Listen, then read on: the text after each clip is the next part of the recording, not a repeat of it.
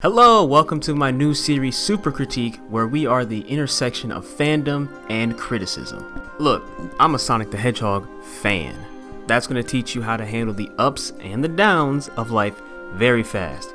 No pun intended. This animation has got to be my favorite Sonic animation of all time. It has paved the way.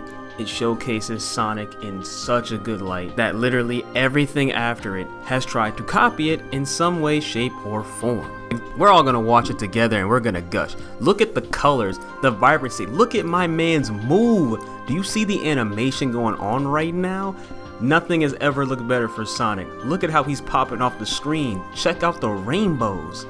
Look at him. He ain't never moved this smooth in his entire life. If you see this animation, you're gonna want to play a Sonic game.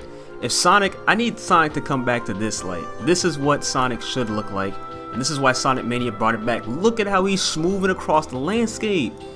Look at him, the posing, the angles. Run at the camera one time. I like how, at first I thought he was running on water, but it actually looks like he's bouncing on it, so the weight is shown very well. My man is zipping and dipping, moving and shaking. Now I will say, I wish there was a Sonic game that played like this cutscene. Look at the way he's just moving effortlessly, you understand what I'm saying? I think Sonic Frontiers is the closest that's come to it, and there is a mod that makes the game look like this, but it's not the same. It's as close as you're gonna get though. Honestly, just take a second and look at the way the camera angles look. Like, we're gonna go back through this whole scene, but the way this actual shot was angled, like, look, check out that spin dash, right?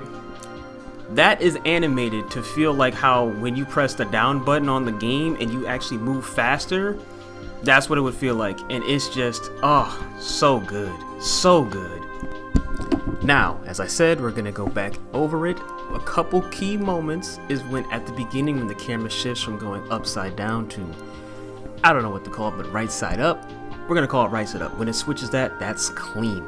When he's swinging from the rocks and he's looking like he's in Spider-Verse, that's also pretty sick.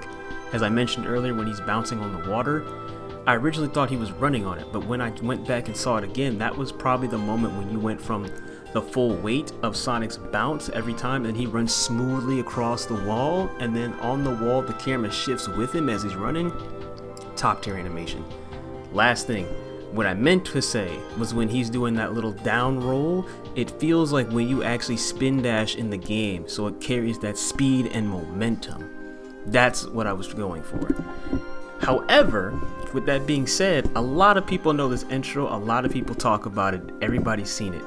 I don't think a lot of people have seen the ending, and that's what we're going to talk about right now. Most of what I just said about the intro is going to apply here. The only key differences is there's other characters like Eggman and Amy that show up here. You get to see a resolution to the game, which again is nice for the ending. However, the main thing for me that really makes this shine is how they have Sonic go through the entire game in terms of the levels, except for the first one. You actually get to see him fighting the enemies, running through some of the stage obstacles, like when he's in the casino, or I guess it's Collision Chaos, excuse me.